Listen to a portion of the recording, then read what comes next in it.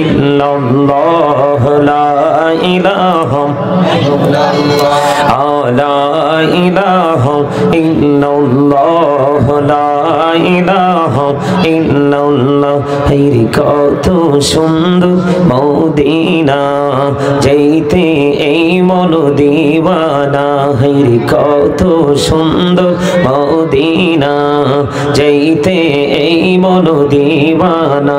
হেরি দয়া করো দয়াল আল্লাহ, দয়া করো দয়াল আল্লাহ, নসিব করো মদিনা।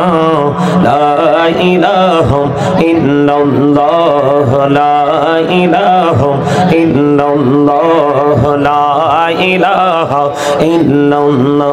হেরি নামাজ রোজা ছাইরো না, মা বাবাকে ভুইলো না। হেরি নামাজ রোজা ছাইরো না, মা বাবাকে ভুইলো না। হেরি জান্নাতবাসী হইতে চাইলে, জান্নাতবাসী হইতে চাইলে প্রাণ ভরে কর সাধনা। লা ইলাহা ইল্লাল্লাহ লা ইলাহা ইল্লাল্লাহ লা ইলাহা লা ইলাহা ইল্লাল্লাহ মুহাম্মাদুর রাসূলুল্লাহ সাল্লাল্লাহু আলাইহি ওয়াসাল্লাম। আল্লাহ আল্লাহ আল্লাহ আল্লাহ আল্লাহ আল্লাহ আল্লাহ আল্লাহ মহব্বতে আল্লাহ আল্লাহ আল্লাহ আল্লাহ আল্লাহ। পাগল পারা মনটা শুধু খুঁজে দিবানিসি, কে মনে করে বলবো গো দয়াল, কে মনে করে বলবো গো দয়াল, তোমায় ভালোবাসি। আল্লাহ আল্লাহ আল্লাহ আল্লাহ আল্লাহ আল্লাহ আল্লাহ আল্লাহ। এই পৃথিবী বড়ই নিঠুর, নেই তো ভালোবাসা। আওয়ালা খেরে পাবো গো তোমায়, আওয়ালা খেরে পাবো গো তোমায়, এই তো মনে আশা। আল্লাহ আল্লাহ আল্লাহ আল্লাহ আল্লাহ মহব্বতে মহব্বতে আল্লাহ আল্লাহ আল্লাহ আল্লাহ আল্লাহ আল্লাহ আল্লাহ। নিজ মোড়াতে একলা যখন ভাবি তোমায় নিয়ে, হৃদয়টাকে করি চোখেরই জল দিয়ে। আল্লাহ আল্লাহ আল্লাহ আল্লাহ আল্লাহ আল্লাহ আল্লাহ আল্লাহ আল্লাহ আল্লাহ আল্লাহ আল্লাহ মাশাআল্লাহ আল্লাহ। এই নামেতে এত মধু, এই নামেতে এত মধু, জাহানিনি তো আগে দয়াল, জাহানিনি তো আগে। যতই যাবি নামটি তোমার, যতই যাবি নামটি তোমার, ততই মধুর লাগে রে দয়াল, ততই মধুর লাগে। আল্লাহ আল্লাহ আল্লাহ আল্লাহ আল্লাহ আল্লাহ আল্লাহ আল্লাহ আল্লাহ আল্লাহ আল্লাহ আল্লাহ আল্লাহ। এলাহ দো দিহি আর মাঝে, এলাহ দো দিহি আর মাঝে, কিসের করো খেলা। পিছের দিকে চাইয়া দেখো, পিছের দিকে চাইয়া দেখো, ডুবে যায় তোর বেলা রে।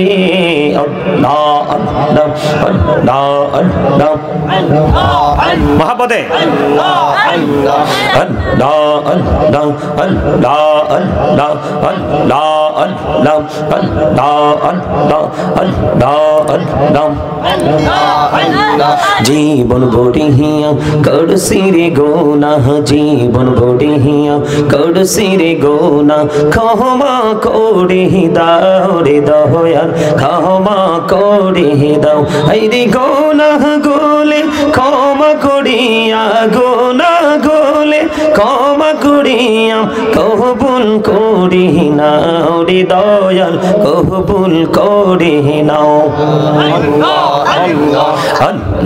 আল্লাহ আল্লাহ আল্লাহ আল্লাহ দেখা হইলেন আল্লাহর ওলি শাহজালাল নাম যার শুনি দেখা হইলেন আল্লাহর ওলি শাহজালাল নাম যার শুনি সরে মহানদী পারে হয়ে যায় সরে মহানদী পারে হয়ে যায় বিছানা যার পাহাড় কো আল্লাহ আল্লাহ আল্লাহ আল্লাহ আল্লাহ আল্লাহ আল্লাহ আল্লাহ আল্লাহ আল্লাহ প্রেমের আলো করে গো নবী মেরাজেতে যাইয়া প্রেমের আলো করে গো নবী মেরাজেতে যাইয়া দয়াল প্রভু দিলেন মেরাজ দয়াল প্রভু দিলেন মেরাজ মুমিনের লাগিয়া আল্লাহ আল্লাহ আল্লাহ আল্লাহ আল্লাহ আল্লাহ আল্লাহ লা ইলাহা ইল্লাল্লাহ মুহাম্মাদুর রাসূলুল্লাহ সাল্লাল্লাহু আলাইহি ওয়াসাল্লাম। উপস্থিত সম্মানিত উলামায়ে কেরাম, আমন্ত্রিত অতিথিবৃন্দ, দাড়িপাকা আমার মুরব্বী বাবারা, বিশেষ করে আমার পাশে বসে আছেন আমার শিক্ষক, সম্মানিত উপস্থিতি, এখানে আপনারা যারা উপস্থিত হয়েছেন, পর্দার অন্তরালে আমার মা বোনেরা যারা রয়েছেন এখানে চলে আসেন, পর্দার অন্তরালে আমার মা বোনেরা যারা রয়েছেন, এবং আজকে পাহাড়পুর বেলবাড়ি পূর্বপাড়া পাঞ্জেখানা মসজিদের উদ্যোগে বার্ষিক ওয়াজ দর মাহফিলের আয়োজন করা হয়েছে। আজকের এই মাহফিলের সভাপতিত্ব করছেন হযরত জনাব মোহাম্মদ জয়নাল আবদিন সাহেব, সাবেক প্রিন্সিপাল অফিসার সোনালী ব্যাংক পিএলসি। প্রধান বক্তা হিসেবে আসন অলঙ্কৃত করবেন মাওলানা মোহাম্মদ এনায়েতুল্লাহ খান আল কাদিরি, পীরজাদা কাদিরিয়া চিস্তিয়া হুসাইনিয়া দরবার শরীফ চাঁদপুর। বিশেষ বক্তা হিসেবে রয়েছে আমি, আর আরও রয়েছেন হযরত মাওলানা মিজানুর রহমান খতিব, পাহাড়পুর বেলবাড়ি জামে মসজিদ। প্রধান আকর্ষণ শায়ের মোহাম্মদ আহসান হাবিব আল কাদিরি। তারপরে মাহফিল পরিচালনা রয়েছেন হযরত মাওলানা সাদ্দাম হুসাইন, পেশ ইমাম, পাহাড়পুর বেলবাড়ি পূর্বপাড়া পাঞ্জেখানা মসজিদ। সকলের প্রতি আমার আন্তরিক সালাম, আসসালামু আলাইকুম ওয়া রাহমাতুল্লাহি ওয়া বারাকাতুহু। আল্লাহ রাব্বুল আলামিনের দরবারে লক্ষ কোটি শুকরিয়া জ্ঞাপন করছি যে মহান রাব্বুল আলামিন আজকে আমাদেরকে এই জান্নাতের বাগানে আসার বসার তৌফিক দিয়েছেন। আল্লাহর হাবিবের শানে কয়েক মর্তবা দুরূদ ও সালাম, আল্লাহর জিকির করার তৌফিক আল্লাহ আমাদেরকে দিয়েছেন। সেই শুকরিয়া তান সকলে পড়ুন আলহামদুলিল্লাহ। আর একটু জোরে বলুন আলহামদুলিল্লাহ। সম্মানিত উপস্থিতি, আপনারা কি আজকের এই জান্নাতের বাগানে আসতে পেরে বসতে পেরে খুশি না বেজার? সবাই খুশি। আমি আপনারা পাহাড়পুর বেলবাড়ি বড়পুর আমরা সবাই পাশাপাশি, আমরা একই গ্রামের মানুষ, একই এলাকার মানুষ।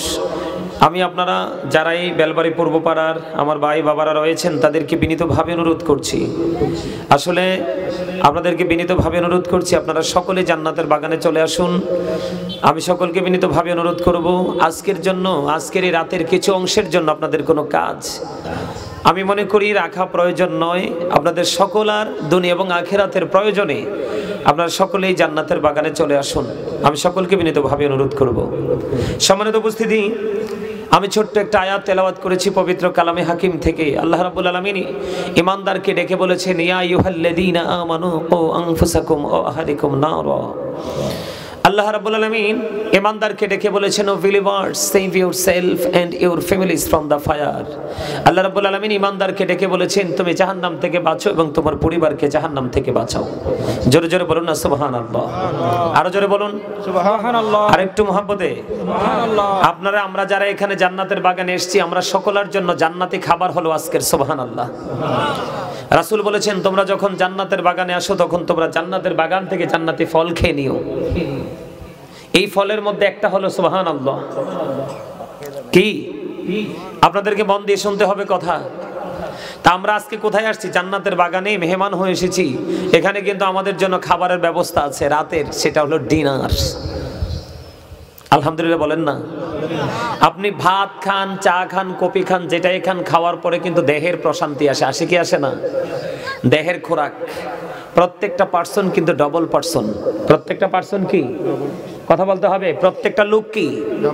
ডবল। একটা হলো তার দেহ, আরেকটা হলো তার আত্মা, রূহ, সোল। তো আপনাকে আমাকে, আমরা আল্লাহ রাব্বুল আলামিনের বান্দা যারা, প্রিয় বান্দা যারা, মুমিন যারা, মুত্তাকি যারা, তাদের প্রতিদিন দুই ধরনের খাবার জোগাড় করতে হয়। কয় ধরনের? একটা হলো দেহের খাবার। পৃথিবীর যেই কোনো প্লেস, এনি প্লেস থেকে আপনি কি করতে পারবেন? কাউন্টিং করতে পারবেন, আপনি সংগ্রহ করতে পারবেন। কিন্তু রুহের খাবারটা যেই কোনো জায়গায় গেলে মিলে না। রুহের খাবারটা স্পেসিফিক ভাবে আল্লাহ রাব্বুল আলামিন আপনার জন্য কি করে দিয়েছে? বরাদ্দ করে দিয়েছে। যেমন মসজিদে যান, জুম্মার দিনে যান, মিলাদে যান, মাহফিলে যান।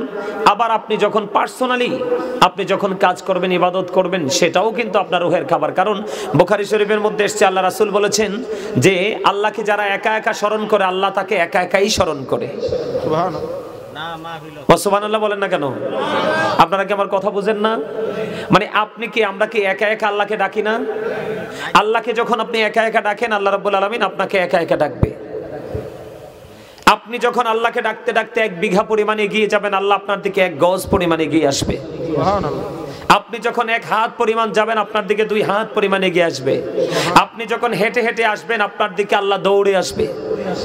আপনি যখন পৃথিবীর নরমাল কোন জলসায় বসে আল্লাহকে ডাকবেন, তার চাইতে উত্তম জলসা আল্লাহ আপনাকে স্মরণ করবে।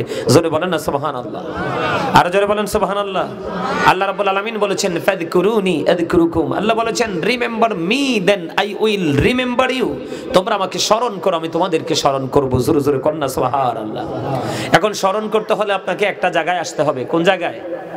স্মরণ বলতে আপনি সবকিছু আল্লাহর সন্তুষ্টির জন্য যা করবেন তাই স্মরণ। একজন অন্যায় করতেছে, আপনি তাকে বারণ করতেছেন, এটাও স্মরণ, এটাও জিকির। কথা কি বুঝতে পারছেন? আজকে আপনি এখানে আসছেন, এটাও কিন্তু জিকির। নামাজে গেছেন, ওটাও কিন্তু জিকির। আপনি হজে গেছেন, হজ করার জন্য গেছেন, ওটাও জিকির। আপনি সুবহানাল্লাহ বলতেছেন, জিকির। আলহামদুলিল্লাহ বলতেছেন, জিকির। আল্লাহু আকবার বলতেছেন, জিকির। লা ইলাহা ইল্লাল্লাহ বলতেছেন, জিকির। কাউকে ভালো কাজের জন্য ডাকছেন, এটাও জিকির। কাউকে মন্দ কাজ থেকে থামিয়ে দেওয়ার চেষ্টা করতেছেন, এটাও জিকির। এই জান্নাতের বাগানগুলোকে এই ধরনের ইনস্ট্রাকশন দেওয়া হয়, ঠিক কিনা বলেন? কথা বলতে হবে। জান্নাতের বাগানে সবাই আসবে না। এই পৃথিবীর জান্নাতের বাগানে যেমন উপস্থিতি হয় কম, ঠিক ওই চিরস্থায়ী জান্নাতের বাগানে উপস্থিতি হবে কম। 73 দল মুসলমানের মধ্যে মাত্র 1 দল জান্নাতে যাবে। আবার বুঝেন কেমন কম্পিটিশন করে, যে দলটা জান্নাতে যাবে ঠিক কেমন কম্পিটিশন করবে। প্রত্যেকটা সেক্টর সে যুদ্ধ করবে। আমার কথা কি বুঝতে পারছেন? প্রত্যেকটা সেক্টরে কি হবে? যুদ্ধ হবে। মুমিন যুদ্ধ করবে। কারণ শয়তান চাইবে না ভালো কাজ হোক, আল্লাহ চায় ভালো কাজ হোক। আপনি দেখবেন মন্দ কোনো কাজে যখন এগিয়ে যাবেন, দেখবেন কোনো প্রতিবন্ধকতা সৃষ্টি হবে না, কোনো প্রতিকূলতা সৃষ্টি হবে না। মানসিক যে চিন্তা ভাবনা, এটাও কিন্তু কখনোই নষ্ট হবে না। কিন্তু আপনি ভালো কাজ করতে যান, নামাজ পড়তে যান, দেখবেন কত কিছু মনে পড়বে। এটা কার কাজ? শয়তানের কাজ। কার কাজ? আর জোরে বলেন, এটা কার কাজ? Satan is the eternal enemy of the believers. Inna kayda ash-shaytani kana da'ifa. শয়তানের ধোঁকা মুমিনের জন্য দুর্বল। হাজার চেষ্টা করলে শয়তান মুমিনকে আটকাতে পারবে না, দুর্বল করতে পারবে না। কথা কি বুঝতে পারছেন? তা আমি আপনাদের বিনীতভাবে সবাইকে অনুরোধ করব, আপনারা সকলে কি করবেন? আজকের জন্য জান্নাতের বাগানে চলে আসবেন। আমি হয়তো এলাকার ছেলে, আমার কথা হয়তো আমাকে হয়তো আপনাদের কাছে অনেকের কাছে ভালো লাগবে না, কিন্তু আমার কথাগুলো কিন্তু আমার বানানো নয়, কোরআন এবং এটাই স্বাভাবিক। পৃথিবীতে সব মানুষ সবার কাছে প্রিয় হতে পারে না, পারে? আর এই যুগে আপনি যত ভালো কাজ করবেন, আপনার এগেইনস্ট পার্টি ততই সৃষ্টি হবে। কথা বুঝতে পারছেন? আপনি ভালো কাজ করেন, দেখবেন আপনার শত্রুর অভাব হবে না। এই যুগে একটা বিয়ের কাজ করে যখন প্র্যাকটিক্যালি বলছি, কারণ সারা বাংলাদেশ তো দেশের বাহিরেও বিচরণ করতে হয় আমাকে। আপনি মন্দ কাজ করেন, দেখবেন একজন লোক খারাপ আছে, তার এগেইনস্টে কেউ কিছু বলবে না, কিন্তু ভালো মানুষের বিরুদ্ধে অনেক মানুষ কথা বলবে। উল্টো হয়ে যাবে ধীরে ধীরে, কারণ কিয়ামত খুব কাছে। দেখবেন দিন শুরু হয় কখন, শেষ হয় কখন, এটা অনুভব করা যায় না। সবকিছু ছোট হয়ে আসবে। তা আমাদের হায়াত আগের যুগের মানুষের তুলনায় আমাদের হায়াত ছোট, সবকিছুই ছোট, কিন্তু আমরা তারপরেও বুঝি না। তার কারণ পৃথিবীর লোভ লালসা আমাদেরকে কি করে দিয়েছে? পাগল করে দিয়েছে। আমরা যে ধোঁকার মধ্যে আছি সেটা আল্লাহ রাব্বুল আলামিন ইনশিওর করেছেন। সূরা আলে ইমরান 185 নম্বর আয়াতের শেষ অংশে আল্লাহ বলে দিয়েছেন, ওমাল হায়াতুদ দুনিয়া ইল্লা মাতাউল গুরুর। এই ধোঁকার মধ্যে থেকে আমরা কি না করছি, কিসের জন্য? সন্তানের ভবিষ্যতের জন্য, বাড়ি বানানোর জন্য, গাড়ি বানানোর জন্য। কিন্তু আমরা টাকাগুলো কিভাবে কি করতে, আর্নিং করতে হবে সেটা আমাদের জানা নেই। এই ধোঁকার মধ্যে থেকে আমরা যা করছি আরো বড় ধোঁকার মধ্যে পড়ছি। কারণ এগুলো জমাচ্ছি কার জন্য? সন্তানের জন্য। কার জন্য? এদিকে এসে বসেন, এদিকে এদিকে, সবাইকে এদিকে আসতে হবে, এদিকে এদিকে। এই যে মাহফিল ছেড়ে মাহফিলের বাগানটা তো সাজাইতে হবে, তো আসো না, জান্নাতের বাগানটা সাজাই দেবো, সবাই বসতে হবে, না বসলে তো সুন্দর হবে না। আসো। না না না, এনে থাকলে হইতো না তো, মাহফিল তো মাহফিল, আসো এখানে আসো। ওইখানে বসলে তো তুমি আউটসাইডে রইলা, এদিকে চলে আসো, জান্নাতের বাগানে চলে আসো। এই তো কত বড় বেটা পিছনে বই রয়েছে, হইছে নি? এই যে বসলে না সুন্দর লাগবে, হুজুর কি কন? এই আমার দিকে তাকান, আমরা কতটা বিপজ্জনক এক। এই দেখছেন আমার ওস্তাদ কি বলছে? তোমরা তো জানো না, হুজুর কিন্তু আমার শিক্ষক, আমি দেখে অনেক খুশি হয়েছি। কিন্তু আমি কি করব, এখন তো এমন এক পরিস্থিতি, এখানে বসতেই হবে, আমাকে কথা বলতেই হবে। আমার আরেকজন আমার হাদিসের আমার টিচার ছিলেন হুজুর মাহফুজ হুজুর। মাহফুজ হুজুরের এলাকাতে গেলাম ওয়াজে, ও তো হুজুরকে দেখে আমি বলছি, হুজুর আজকে নিচে ওয়াজ করবো। কয় হুজুর, কয় না, আমি অনেক খুশি হয়েছি তুমি যে চেয়ারে বসছো, আমার কাছে ভালো লাগতেছে। আলহামদুলিল্লাহ বলেন না? আরো জোরে বলেন, আরো জোরে। আমি কি বলতে চাই, আমরা ধোঁকার মধ্যে আছি, কারণ আমরা আল্লাহ রাব্বুল আলামিনকে চিনতে পারতেছি না, আল্লাহ রাব্বুল আলামিনের রহমতকে আমরা বুঝতে পারতেছি না। আমরা কিসের মধ্যে আছি? ধোঁকার মধ্যে আছি। এই দেখেন, আপনি চিরস্থায়ী ধোঁকার মধ্যে পড়ে যাবেন। আমার ওস্তাদ আমার সাথে আছে, উনি আমাদেরকে কোরআন পড়াইছে। আমি আপনাদেরকে বলি, কোরআন শরীফের 19 পারা সূরা শুআরার 88 নম্বর আয়াতে আল্লাহ রাব্বুল আলামিন একবারে কোট করে বলে দিয়েছেন, ইনশিওর করেছেন। আল্লাহ বলেছেন, ইয়াউমা লা ইয়ানফাউ মালু ওয়ালা বানুন। আপনার সম্পদ, আপনার সন্তান একটাও কাজে লাগবে না। হাসরের ময়দানে আপনি কি করবেন? কার জন্য এগুলো করতেছেন? এই জন্য আপনাকে দুনিয়ার কাজের ফাঁকে ফাঁকে, হাদিস শরীফের মধ্যে এসেছে, রাসূল বলেছে, দুনিয়া এবং দুনিয়ার মধ্যে যা কিছু আছে সব অভিশপ্ত। একমাত্র দ্বীনের শিক্ষা অর্জন করা এবং দ্বীনের শিক্ষা অর্জন করার ক্ষেত্রে যাহা তোমাকে কি করে উৎসাহিত করে, রাস্তা সহজ করে দেয়, এটা এবং জিকির করতে যা তোমাকে সাহায্য করে, এগুলো ছাড়া সব কিছুই অভিশপ্ত, শুধু এগুলো ছাড়া। তার মানে দ্বীনের শিক্ষা অর্জন করতেছেন, অর্জন করার জন্য সহযোগিতা করতেছেন, এটা ধোঁকা নয়। জিকির করতেছেন, জিকিরের জন্য আপনাকে সহযোগিতা করতেছে, ডাকতেছে, আসার জন্য আমন্ত্রণ জানাচ্ছে, এগুলো ধোঁকা নয়। আর না হয় আপনি সবগুলো দেখেন, এই ওপারে গেলে কোনো কিছু আপনার কাছে। এই যে আজকে এই মাহফিল করা হয়েছে, আপনারা সাধারণ মানুষ যারা, আপনাদের জন্য কত লাভ। আমি হয়তো আপনাদের এলাকার মানুষ, আপনাদের কাছে আমার ওই রকম গ্রহণযোগ্যতা নাই, আর আমি চাইও না। আমি এলাকার সন্তান হিসাবে থাকতে চাই। আমার কথা বুঝতে পারছেন? আমি এলাকার সন্তান, কারো ভাই, কারো ভাতিজা, কারো নাতি, এরকমই তো বিষয়টা। এখানে আরো বড় বড় ওলামায়ে কেরামরা আসবেন, ওনারা আলোচনা রাখবেন। আপনাদের উচিত আপনাদের জান্নাতের বাগানে আসা। কেন জানেন বন্ধুরে আমার? হাদিস শরীফের মধ্যে এসেছে, আপনারা আমার প্রাণের নবী, রাহমাতাল লিল আলামিন নবী, ইমামুল মুরসালিন নবী, রাহমাতাল লিল আলামিন নবী, সিরাজুম মুনীর নবী, আপনারা আমার প্রাণের নবী, তিনি বলে দিয়েছেন, তুমি রাতের কিছু অংশ অথবা দিনের কিছু অংশ, অথবা বন্ধু তুমি 1 ঘন্টা সময় নিজে যদি তুমি দিনের শিক্ষা অর্জন করার মধ্যে যদি তুমি রাতের বেলা তুমি পড়তে বসো, কি করো? রাতের বেলা তুমি পড়তে বসো, 1 ঘন্টা পড়ো বা কিছু সময় পড়ো। এই যে আপনারা আজকে মাহফিলে এসেছেন বন্ধু, এই মাহফিলে এসেছেন দ্বীনের শিক্ষা অর্জন করার জন্য, ঠিক কিনা বলেন? এক একজন হুজুর আসবে, এক এক ভাবে তারা বক্তব্য দিবে, খান থেকে আপনারা শিক্ষা নিয়ে নেবেন। আপনারা আমার প্রাণের রাসূল বলে দিয়েছেন, একটা ঘন্টা বা কিছু সময় যদি তুমি দ্বীনের শিক্ষার মধ্যে নিজেকে নিয়োজিত রাখতে পারো, তুমি এর পরে রাতের যে সময় তুমি ঘুমাবে, পুরো ঘুম তোমার আমলনামায় নেক হিসাবে লেখা হবে। জোরে জোরে বলেন সুবহানাল্লাহ। 1 ঘন্টা বা রাতের কিছু সময়, ঠিক আছে? কারণ দিনে তো আমরা পড়তে পারি না, দিনের কথা আমি বলিও না। আর আল্লাহর হাবিব বলেছেন, আমরা যদি একদিন যদি দিনের শিক্ষার মধ্যে নিজেকে নিয়োজিত রাখতে পারি, দিনের শিক্ষা অর্জনের মধ্যে নিজেকে কি করতে পারি, নিয়োজিত রাখতে পারি, তাহলে কি হবে? 3 মাস রোজা রাখলে যে সওয়াব পাবো, সেই সমপরিমাণ সওয়াব আমাদের আমলনামায় আসবে।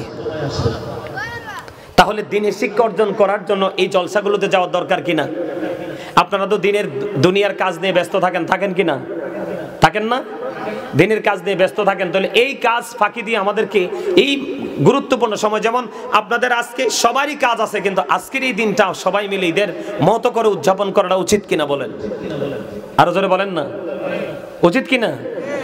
যেই ব্যক্তি মদিনাওয়ালাকে ভালোবেসে মাত্র 80 বার দরুদ পড়বে জুমার দিনে, তার 80 বছরের সগীরা গুনাহ মাফ করে দেবে আমার আল্লাহ।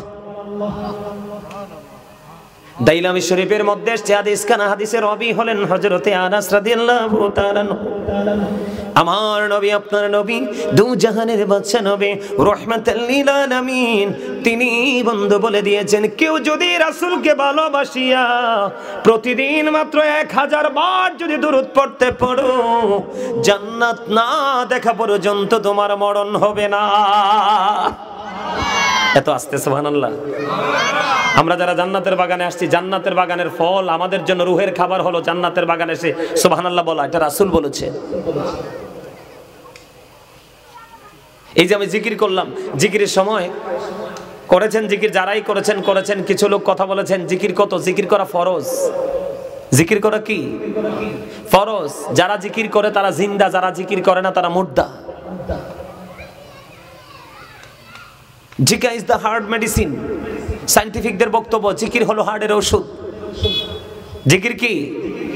হার্টের ওষুধ। আল্লাহর কোরআনে এসেছে কি, আপনি আল্লাহকে ডাকবেন, আল্লাহ আপনাকে ডাকবে। আবার একা একা ডাকলে আল্লাহ একা একা। জোরে জোরে আপনি আল্লাহকে এখানে একা একা স্মরণ করবেন, আল্লাহ আপনাকে একা একা স্মরণ করবে। জোরে জোরে কন্যা সুবহানাল্লাহ। আল্লাহ রাসূল বলেছেন, তোমরা যখন জিকির করো এমন ভাবে জিকির করো মানুষ দেখলে যেন তোমাদেরকে পাগল বলে।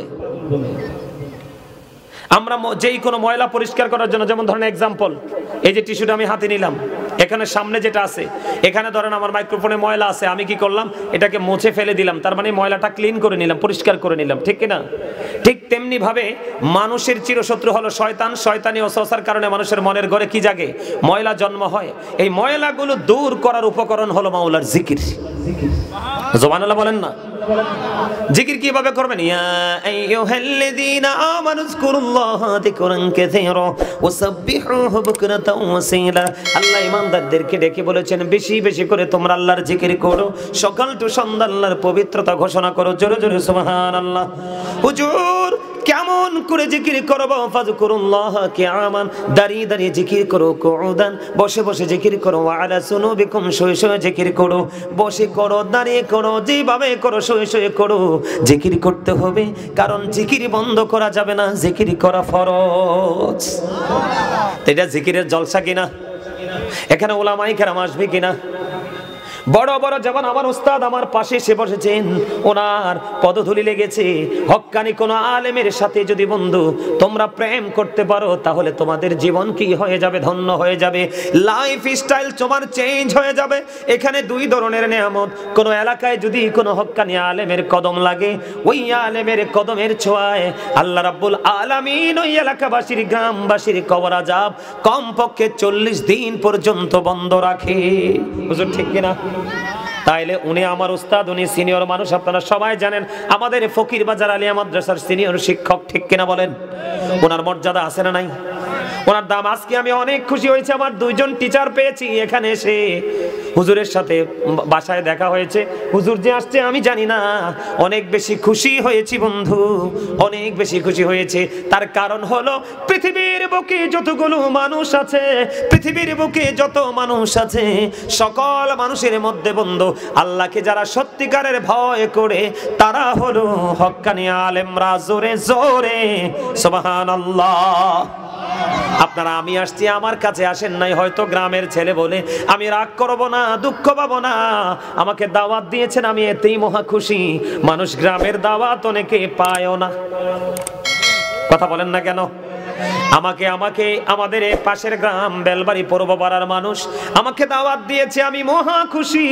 এটা আমি পাওয়ার যোগ্য নয়, কিন্তু আমি আপনাদেরকে বলি, আপনাদের কাছে আজকে কত বড় বড় আলেমদেরকে আপনারা ইনভাইট করেছেন বন্ধু, আপনারা চলে আসেন।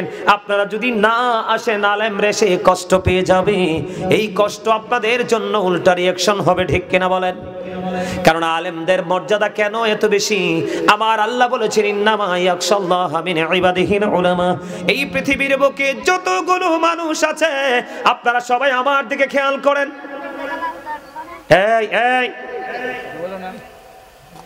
এই পৃথিবীর বুকে যত মানুষ আছে সকল মানুষের মধ্যে আল্লাহকে সত্যিকারের ভয় করে কারা রে? আল্লাহকে সত্যিকারের ভয় করে হক্কানি আলেমরা। জোরে জোরে বন্না সুবহানাল্লাহ। কারা? কথা বলে না, বলছে কে? আরো জোরে বলেন না, বলছে কে? ও বন্ধু বেলবাড়ি পূর্বপাড়ার ভাই আমার বাবা গো, আমি আমার মা বোনদেরকে হৃদয়ের জানালা খুলে শুনতে বলবো, পায়ে ধরে বলছি সবাই জান্নাতের বাগানে চলে আসেন। আমি কিছুক্ষণের মধ্যে মাইক ছেড়ে দিব, আমি ছেড়ে দেওয়ার পরে আপনাদের স্পেশাল গেস্ট যারা আজকের চিফ গেস্ট আসবে আপনারা সবার আলোচনা শুনতে হবে, না হয় ওই গ্রামবাসীর কলঙ্ক হবে। কথা বলেন না কেন? আরো জোরে বলেন। এই জন্য আমি বলবো আপনাদের কষ্ট হলেও সবাই জান্নাতের বাগানে চলে আসেন। আমার আল্লাহ রাব্বুল আলামিন এদিকে তাকান, আমার আল্লাহ ওয়াজ করতেছে বন্ধু, আমার দিকে তাকান, আমার আল্লাহ ওয়াজ করতেছে, join with my dear people, come to my paradise. আমার আল্লাহ বলতেছেন ফাদখুলি ফি ইবাদি ওয়াদখুলি জান্নাতি। আমার আল্লাহ বলেছেন join with my dear people, come to my paradise.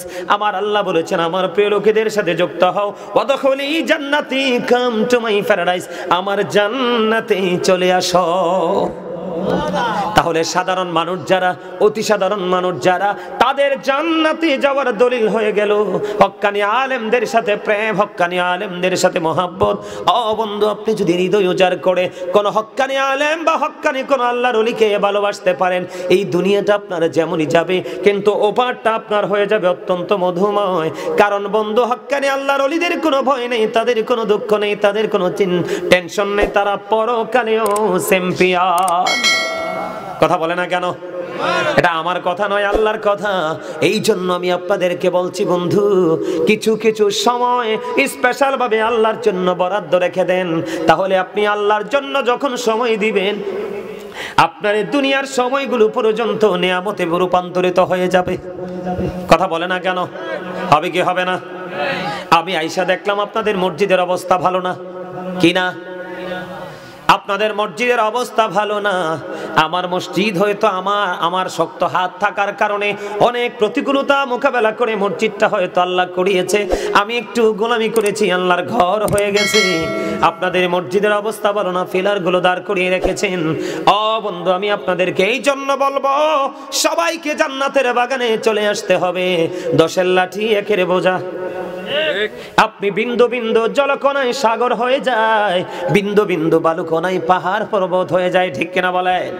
আপনি একটু একটু করে সবাই চিমটি মেরে মেরে মেরে মেরে একটা জায়গায় কিছু রাখেন, দেখবেন বন্ধু অনেক বড় একটা স্তূপ হয়ে যাবে। আপনারা যারা আছেন সবাই মানসিকতাকে স্থির করে জান্নাতের বাগানে চলে আসেন। আমার মনে হয় জান্নাতের বাগান আপনার জন্য পূর্ব নিয়ামত বয়ে নিয়ে আসবে। জোরে জোরে বলেন ঠিক না বেঠে? আপনারা কি আমার কথায় কি রাগ হন না খুশি হন? কথাগুলো বাস্তব কিনা? আমি আপনাদেরকে বলি বন্ধু, আপনি নামাজ পড়লে শুধু ইমানদার হতে পারবেন না, এদিকে দেখেন, আপনি যদি পরিপূর্ণ মুমিন যদি হতে চান, পরিপূর্ণ মুত্তাকি যদি হতে চান, তাহলে আপনাকে একটা কাজ বন্ধু মনটা দিয়ে করতে হবে। সূরা বাকারার প্রথম নাম্বার আয়াতে আমার আল্লাহ বলেছেন, আল্লাযীনা ইউমিনুনা বিল গায়বি ওয়া ইউকিমুনাস সালাতা ওয়া মিম্মা রাযাকনাহুম ইউনফিকুন। আবার আল্লাহ বলে দিয়েছেন বন্ধু সাবধানে, ওরাই কারা সাবধানে, যারা অদৃশ্য বিশ্বাস করে, সালাত কায়েম করে, ওয়া মিম্মা রাযাকনাহুম ইউনফিকুন, আল্লাহ যে দৌলত দিয়েছে, সম্পদ দিয়েছে, মাল দিয়েছে, তা থেকে যারা আল্লাহর সন্তুষ্টির জন্য খরচ করে। হুজুর ঠিক কিনা বলেন? আমার ভুল হলে আমার উস্তাদ পাশে আছে, আমাকে ধরিয়ে দেবে, কারণ টিচারে তিনি কোরআনের টিচার। ঠিক কিনা রে আলামিন? ঠিক না? ঠিক। আমার আল্লাহ বলতেছে, আপনি যদি পরিপূর্ণ মুমিন হতে চান, আপনি যদি পরিপূর্ণ মুত্তাকি হতে চান, আল্লাহর কাছে যদি আপনি কোটি কোটি অসংখ্য বান্দাদের মধ্যে যদি আপনি গ্রহণযোগ্য বান্দা হিসাবে নিজেকে আল্লাহর রহমতের খাতায় যদি আপনি নাম লেখাতে চান, তাহলে আপনাকে তিনটা কন্ডিশন একদম ক্লিয়ারলি ভাবে মানতে হবে। কয়টা? কথা বলেন না কেন? কন্ডিশন কয়টা? একটা হলো আপনি গায়েবকে বিশ্বাস করতে হবে। যেই যেই জায়গায় বিশ্বাস রাখা প্রয়োজন, সেই সেই জায়গায়, যেই যেই প্লেস, সেই সেই নিয়ামতকে আপনি বিশ্বাস করতে হবে। কিন্তু আপনি চোখে প্র্যাকটিক্যালি দেখতে পাবেন না, বিশ্বাস রাখতে হবে। এটা রাখার পরে যথা নিয়মে আপনাকে সালাত কায়েম করতে হবে। এরপরে বন্ধু আপনার কাজ হলো, আপনি এটা করার পরে আপনার কাজ হলো বন্ধু, আপনাকে আল্লাহ যে দৌলত দিয়েছে, মাল দিয়েছে, তা থেকে আপনার দান করতে হবে। আপনি দানের ক্ষেত্রে যদি লোকাল প্লেস, আপনি যদি বাড়িতে দান করতে চান, আমার কথা শোনেন, এই যে রমজান মাস আসলো, ঠিক কিনা বলেন? আজকে আমি বেশি পারিনি, আজকে অনেকগুলো মানুষকে মোটামুটি ইফতারি 15 দিন কমপক্ষে ইফতার করতে পারবে যে ইফতার সামগ্রী দিয়েছি। আমি কিন্তু আগে আমার বাড়িতে এসেছি বিকালবেলা, যতটুকু সম্ভব, কারণ লিস্ট পাই নাই, বেশি দিতে পারি নাই, যতটুকু লিস্ট আমাকে বাবুল কাকা পাঠিয়েছে ততটুকুই আমি পৌঁছে দিয়েছি। বলো হুজুর কেন দিয়েছেন? আমি কিন্তু শহরে প্রতি বছরে দিতে থাকি। আজকে দেওয়ার কারণ হলো, মা আয়েশা সিদ্দিকা রাদিয়াল্লাহু তাআলা আনহা প্রশ্ন করলেন, ইয়া রাসূলুল্লাহ, আমার দুইজন প্রতিবেশী আছে, আমি দুইজনকেই দিব। ইয়া রাসূলুল্লাহ, ইয়া হাবিবাল্লাহ, নবী গো, আমি কাকে আগে দিব? আমার রাসূল বললেন, যার ঘরটা তোমার ঘরের খুব কাছে, তাকে আগে তুমি দাও। তাহলে নিজের কাছের মানুষ আগে পাও না, পরে দূরের মানুষ। আপনারা কি হাসতে পারেন না? আল্লাহ রাসূল আমাদেরকে সুস্থ থাকার জন্য যে অপশনগুলো দিয়েছে, এর মধ্যে একটা অপশন হলো হাসি। আপনি সুস্থ থাকার জন্য যে অপশনগুলো রাসূল দিয়েছে, এর মধ্যে একটা অপশন কি? হাসি। হাসি খুশি জীবন মানুষকে ফ্রি রাখে, সাফার করা থেকে মানুষকে দূরে রাখে, মানুষের মোড থাকে নরমাল। তবে অনেক বেশি হাসা যাবে না, অনেক বেশি হাসতে দিল মরে যাবে। এজন্য হাসির সময় মাঝে মাঝে হাসতে হবে, গোমরা থাকা যাবে না। গোমরা থাকলে কিন্তু হার্টে প্রেসার আসবে। কথা কি বুঝতে পারেন আমার? তাহলে কাকে আগে দিতে হবে? আগে প্রতিবেশী খুব কাছে যে, তাকে আগে দিতে হবে রে। মানুষকে দিলে খাওয়াইলে আমার আল্লাহ খুশি না বেজার? কথা বলেন না কেন? আমার দিকে তাকান, বন্ধু আমার দিকে তাকান, আমি কি বলি একটুখানি শুনে নেন। আগামী দিন অথবা গভীরভাবে চিন্তা করলে বুঝতে পারবেন এই নিয়ামতগুলো কত অপূর্ব। আমার রাসূলের কাছে একদিন মেহমান আসলো, আসার পরে তার খাবার লাগবে। নবীজির ঘরে খবর পাঠালেন, নবীজি খবর জানিয়ে দিলেন এই ঘরে কোনো খাবার নাই। ইয়া রাসূলুল্লাহ, ঘরে পানি ছাড়া আর কিছু নাই গো রাসূল, পানি ছাড়া আর কিছু নাই। বন্ধু আরেকটা ঘরে খবর পাঠালেন, ওখান থেকেও খবর আসলো, ইয়া রাসূলুল্লাহ, ইয়া হাবিবাল্লাহ, নবী গো, প্রাণের নবী, ঘরে পানি ছাড়া কোনো কিছু নাই গো রাসূল। পরে আমার রাসূল সাহাবায়ে কেরামদেরকে উপস্থিত প্রশ্ন করলেন, এই যে মেহমান আসলো আজকে রাতের জন্য, এই মেহমানের দায়িত্বটা তোমরা কে নিবে? একজন আনসারী সাহাবী দাঁড়িয়ে গেলেন, ইয়া রাসূলুল্লাহ, ইয়া হাবিবাল্লাহ, নবী গো, আমি দাঁড়িয়ে দায়িত্বটা নিয়ে নিলাম গো ইয়া রাসূলুল্লাহ। এবার এই মেহমানের দায়িত্ব নিয়ে আনসারী সাহাবী বাড়ির দিকে রওনা হলো।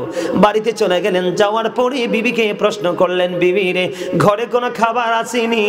এবার বিবি উত্তর দিলেন, ইয়া রাসূল। বিবি আবার উত্তর দিলেন, স্বামী স্বামী গো, আমার ঘরে ছোট্ট একটা বাচ্চা আছে গো, এই বাচ্চার খাবার ছাড়া আর কোনো খাবার আমার কাছে নাই।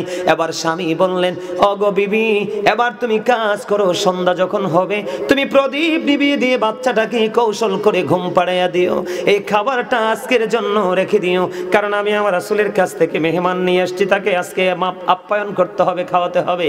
এই কথা বলার পরে এবার বিবি স্বামী যেমন বললেন বিবিও তেমন কাজ করলেন। করতে করতে করতে করতে বন্ধু এবার কি হয়ে গেল, খাবার খাইলো, তারা রাত্রা অতিক্রম করলো। সকাল যখন হলো এবার ধীরে ধীরে ওই আনসারী সাহাবী যখন রওনা দিল, আমার নবীজি তাকে দেখে দেখে মুস্কি হাসে রে, জোরে জোরে বলুন সুবহানাল্লাহ। আমার রাসূল তাকে দেখে হাসে, আমার রাসূল তাকে দেখে মিষ্টি মিষ্টি করে হাসে। ইয়া রাসূলুল্লাহ, ইয়া হাবিবাল্লাহ, নবী গো আপনার চেহারার মধ্যে অত্যন্ত মিষ্টি হাসি দেখা যায়, নবী গো তার কারণ কি? আমার নবীজি বললেন, তুমি গত রাত্রে মেহমানের সাথে যেই ব্যবহার করেছো, এই ব্যবহার আমার আল্লাহর কাছে পছন্দ হয়েছে, আমার আল্লাহ খুশি হয়েছে, এই খবর আমি পেয়ে গেছি, সেই জন্য তোমাকে দেখে হেসেছি। মানুষকে আদর করলে, খাওয়াইলে, দান করলে লাভ না লস? আপনি যদি সওয়াবের নিয়তে নিজের সন্তানকে, নিজের বিবিকে, নিজের ফ্যামিলি মেম্বার যারা আছে সওয়াবের নিয়তে যদি আপনি তাদের পিছনে একটা পয়সা পর্যন্ত খরচ করেন, আমার রাসূল বলেছেন তুমি যদি নিয়ত করো যে এখান থেকে তুমি কি করবে, বেনিফিশিয়ারি হবে, এখান থেকে তুমি বেনিফিট নেবে, এখান থেকে তুমি সওয়াব নেবে, এই রকম চিন্তা যদি তুমি করে তোমার আপন স্বজনকে যদি তুমি খাওয়াতে পারো, ফ্যামিলির সদস্য ইভেন বাচ্চাদেরকেও তুমি খাওয়াও, তোমার প্রত্যেকটা পয়সার বিনিময়ে তোমার আমল নামায় দেওয়া হবে সদকার সওয়াব। জোরে জোরে বলেন না সুবহানাল্লাহ। তাহলে লাভ না লস? খবর কি মজার না সাজার? আরো জোরে বলেন না। এই শিক্ষা থেকে আমরা কেন দূরে? বাড়ি যখন ধরি আমরা হুট করে করে ফেলি, কিন্তু মসজিদ যখন ধরে রে বছরের পর বছর গড়াগড়ি দেয়।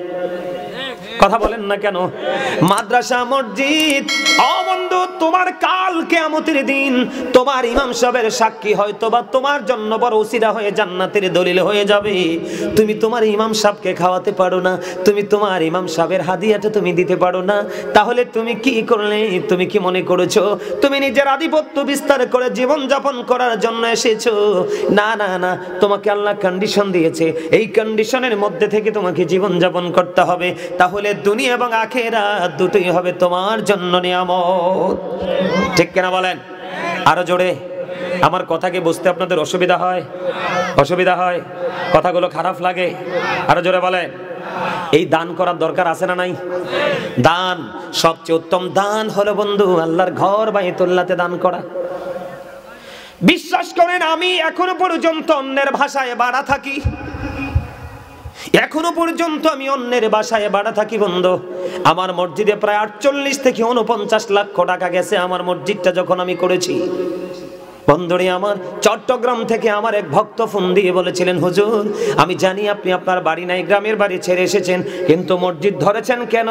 আমি তাকে উত্তর দিয়েছিলাম, আমি যদি ভাড়া বাসায় থাকি তাহলে আমার দেখা মিলবে আজরাইলের সাথে, আমি নিজের বাড়িতেও যদি থাকি তাহলেও আজরাইলের সাথে আমার সময় হলে দেখা করতে হবে, কিন্তু নিজের ঘরে থাকলেও মরণ হবে, ভাড়া বাসায় থাকলেও মরণ হবে। কিন্তু আমার লোভ হলো ওই জায়গায় যেদিন আমি বন্ধু জানতে পেরেছি যেই ব্যক্তি ছোট হোক বা বড় হোক, এই দুনিয়ার বুকে যেই ব্যক্তি মসজিদ বানাবে, টিন দিয়ে হোক, মাটি দিয়ে হোক, বড় করে হোক বা ছোট করে হোক, আমার রাসূল বলে দিয়েছেন যেই ব্যক্তি বন্ধু মসজিদ বানাবে তার জন্য আমার আল্লাহ স্পেশাল ঘর জান্নাতে বরাদ্দ করে রেখেছে, যেইটা হবে সকল জান্নাতীদের মধ্যে স্পেশাল গিফট। মজা পায় না তারা? আপনারা বুঝেন নাই তো? সুবহানাল্লাহটা বলেন নাই কেন? খাবারে লবণ না দিলে খেতে পারবেন কেন? মজা হবে না? Thank you very much, absolutely right answer. খাবারে লবণ না দিলে কি খেতে পারবেন? এই বাচ্চাটাকে বসান, এই বাচ্চাটাকে বসান, এটা কিন্তু দুষ্টামির জায়গা না, এটা জান্নাতের বাগান। বাচ্চাটাকে কিছু একটা দিয়ে শান্ত করেন। আমার দিকে তাকান, আমি কি বলি এদিকে, আমি কি বলছি আপনারা বুঝতে পারছেন? হ্যাঁ, খাবারে লবণ না দিলে খাইতে পারেন? কেন? স্বাদ হবে না। বন্ধু তোমরা হৃদয় খুলে শোনো, আজকের মাহফিল কিন্তু বুদ্ধিমান মানুষদের জন্য। আজকের মাহফিল ভেরি ইন্টেলিজেন্ট যারা, তাদের জন্য আজকের এই মাহফিল। যারা বোকা, যারা স্টুপিড, তাদের জন্য আজকের এই মাহফিল নয়। কারণ বোকা মানুষের বন্ধু কিছুই তাদের কিনে বলার নেই। এই মাহফিল গুলোতে আসবে বুদ্ধিমান মানুষ যারা, মসজিদে আজান দিলে চলে যাবে বুদ্ধিমান মানুষ যারা, কিন্তু স্টুপিড বোকা মার্কা মানুষ আসবে না। তার কারণে এখানে শিক্ষা হলো বুদ্ধিমানদের জন্য। হুজুর ঠিক কিনা বলেন? এখানে যারা সেন্সিবিলিটি সম্পূর্ণ পারসন, তাদের জন্য হলো এই জান্নাতের বাগান। ও বন্ধু, অন্যরা এখান থেকে কিছুই নিতে পারবে না। এই জন্য আমি আপনাদেরকে বলি, খাবারে লবণ না দিলে যেমনি খাবার মজা হয় না, মজা না হইলে যেমনি খাবার খাওয়া যায় না, ঠিক তেমনি ভাবে আপনি যদি আল্লাহ এবং আল্লাহর হাবিবের প্রেমিক যদি হতে না পারেন, তাহলে আপনার কাছে কোনোদিন আমল মজা লাগবে না। আপনার কাছে যদি আমল মজা না লাগে, হাজার চেষ্টা করেও আপনাকে আমি জোর করে আমলে ঢুকাইতে পারবো না। আপনাকে স্বাদ বুঝতে হবে, আর স্বাদ বুঝতে হলে আপনার জীবনে লাগবে কি? প্রেম। কথা বলে না কেন? প্রেমটা কেমন আমি বুঝাবো না, একটু বুঝাবো, তাই আপনারা বুঝতে পারেন কিনা? প্রেম থাকলে যেটা হয় আমি বলবো কিনা? নবী নবী বলে হায়, কেঁদে কেঁদে দিন যায়, পাইনি দিদার ধমে, লাখো সালাম কদমে নবী, লাখো সালাম কদমে। নবী নবী বলে হায়, কেঁদে কেঁদে দিন যায়, পাইনি দিদার ধমে, লাখো সালাম কদমে নবী, লাখো সালাম কদমে। সোনার মদিনায় লোকে আছো গো, দেখতে না পাই নয়নে, ও গো দেখতে না পাই নয়নে, দয়ারি নজরে চাও, গোলামের দেখা দাও, দয়ারি নজরে চাও, গোলামের দেখা দাও, ধন্য করো জনমে, লাখো সালাম কদমে নবী, লাখো সালাম কদমে। হুজুর আমি কিন্তু তার প্রেমের পরীক্ষা করছি, বুঝছেন নি? লাখো সালাম কদমে, এটার সাথেও সুর মিলাইতে পারেন না আপনারা? হাসান ইবনে সাবেত মসজিদে নববীর মিম্বরে দাঁড়িয়ে দাঁড়িয়ে এভাবে নবীজি শান গেয়েছিলেন, আর আমার রাসূল খুশি হয়ে আল্লাহকে ডেকে বলেছিলেন, আল্লাহ হাসান ইবনে সাবেতকে রুহুল কুদ্দুসের মাধ্যমে সাহায্য করো। শান তো শুধু আমরা গাজী সুলাইমান গায় না, এই দেশের শায়েররা গায় না, শান তো ওই সাহাবায়ে কেরামের জামানা থেকে আসছে। সুবহানাল্লাহ বলেন না কেন? আরো জোরে বলেন না? আমার লেখা, আমার সুর, আমি কিন্তু অনেক গজল লিখেছি, অনেক গজল। এই নভেম্বরে আমার লেখা কিতাব প্রকাশ হওয়ার কথা ছিল, যেই কোনো মিস্টেক ব্যস্ততার কারণে পারি নাই। হয়তো আগামী সৃজন আসার আগে আমার প্রথম লেখা সবকিছু কমপ্লিট। তা আমি কিন্তু অনেক লিখেছি। আমার লেখা একটা গজল শোনাবো, শুনবেন? পারলে আপনারা সুর দিবেন, রাজি আছেন? আমার লেখা আমার সুর গাইবো, আপনারা সবাইকে সুর দিতে হবে, রাজি আছেন?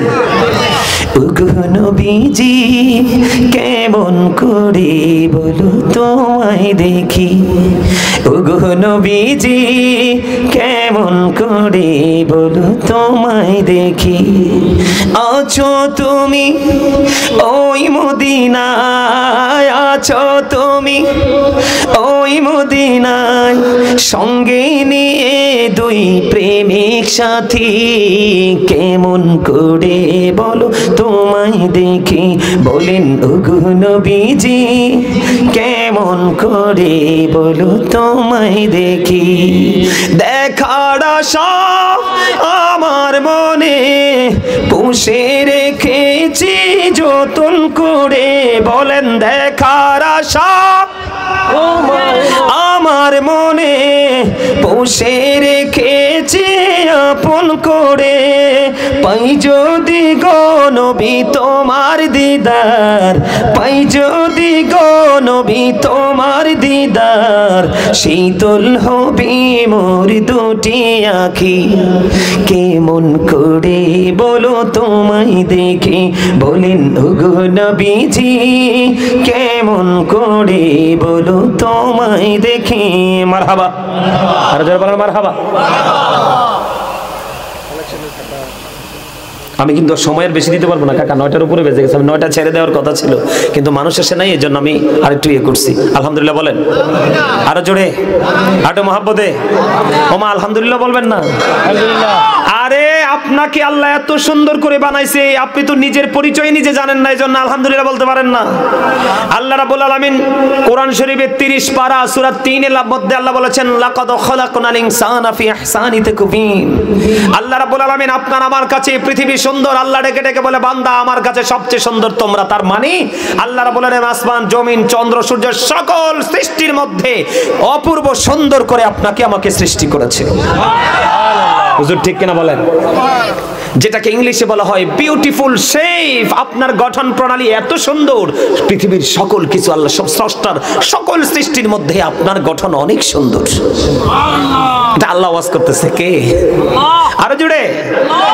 এখানেই তো শুধু ক্ষান্ত নয়, আল্লাহ রাব্বুল আলামিন কোরআন শরীফের 30 পারা সূরা ইনফিতরের মধ্যে আল্লাহ ওয়াজ করতেছে, কি বলবো? আপনারা যে আলহামদুলিল্লাহ বলেন না, আপনাদেরকে বলা হয় উইক, দুর্বল। কথা বললাম না? আমার আল্লাহ বলতেছে বিসমিল্লাহির রহমানির রহিম।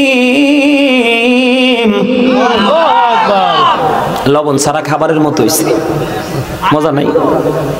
আল্লাহ কি কয় শুনেন, ফি সূরাতিন মা শাআ